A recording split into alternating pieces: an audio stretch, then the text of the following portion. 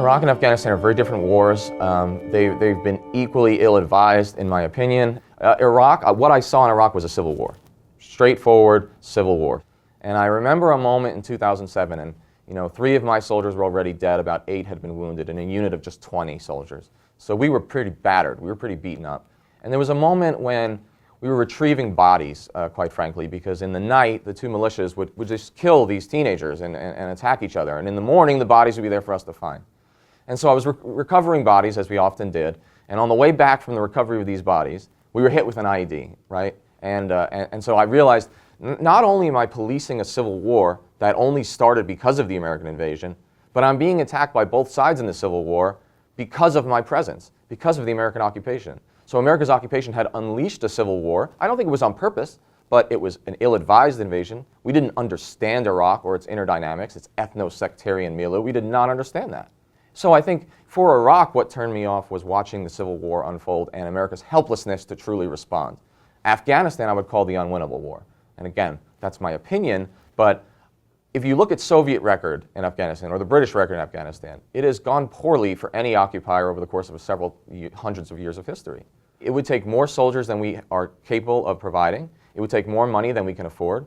And what we've done instead is we've sort of muddled our way through an ongoing insurgency with the Taliban. And here's the problem in both in Iraq and Afghanistan. The governments we put in place, the governments that they're democratically elected, but America creates the conditions for these governments. We back certain parties. The governments that we've put in place are generally considered illegitimate, corrupt, only marginally effective in both Iraq and Afghanistan. So what we have in Afghanistan is the unwinnable war, 17 years after the war starts, and the Taliban is stronger today, in control of more provinces today. And there is nothing that 15,000 American soldiers can do, besides die, of course, they can do that. But there's nothing that 15,000 American soldiers can do besides muddle along and keep the insurgency going and just keep everything at sort of a stasis. We're not winning, and so if we're not winning, then I think that we have to take a hard look at our interventions in Iraq and Afghanistan. And if we're going to take a hard look at Iraq and Afghanistan, we ought to take a very hard look at our other undeclared wars in Yemen, Libya, Pakistan, Somalia, and everywhere else that we're currently either bombing or flying drones over. So when you talk about why we're there, I mean, because this is an important question, what are we doing if not winning?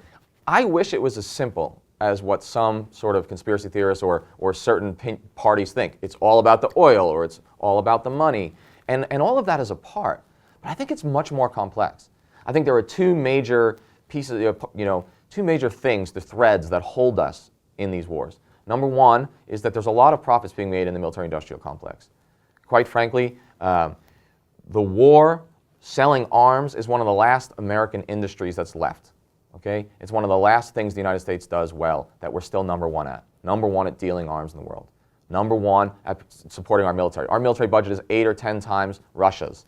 Okay? It's 3 times China's. It's more than the next 9 or so in a row. So that's one thread. And the other one is we've got sunken costs.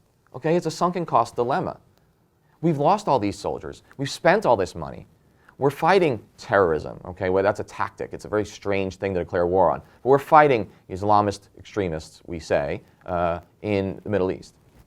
When we do that, if we pull out, there's a portion of the American electorate, I would say probably a majority, that would say, well, we can't leave because if we leave, there'll be more terrorist attacks on us. But we can't leave. We've already spent 7,000 lives and $2.2 trillion.